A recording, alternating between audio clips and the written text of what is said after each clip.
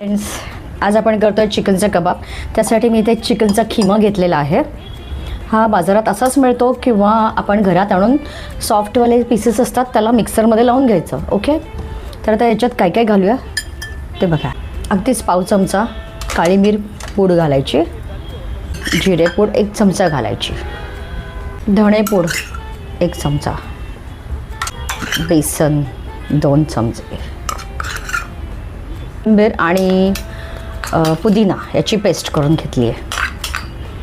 कोथिंबीर पण थोडी घालायची, छान वाटते. कांदा बारीक चिरलेला आहे. महत्त्वाचं राहिलं म्हणजे आपलं आलं लसूणची पेस्ट, ती तर पाहिजेच. त्याप्रमाणे हिरवी मिरचीसुद्धा घालू शकता. मी इथे तिखट मसाला वापरते. हळद घालायची, थोडासा गरम मसाला. ओके, आपलं चवीप्रमाणे मीठ.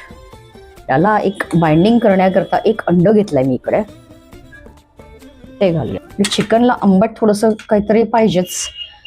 तर लिंबूचा रस घ्यायचा, अर्ध्या लिंबाचा रस घालायचा. तर हे छान मिक्स करायचं.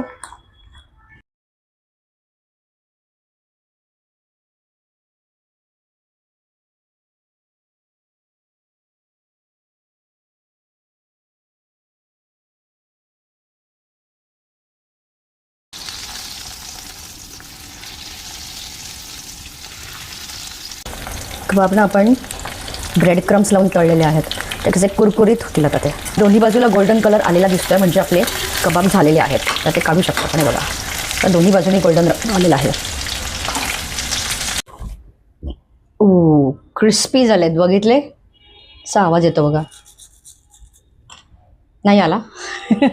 पुदिन्याची चटणी ही मध्ये आधीच्या व्हिडिओमध्ये आहे, तुम्हाला बघायची असेल तर कशी बनवली आहे.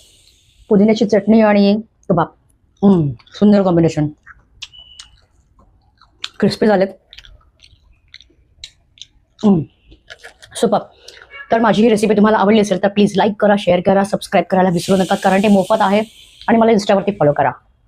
बाय.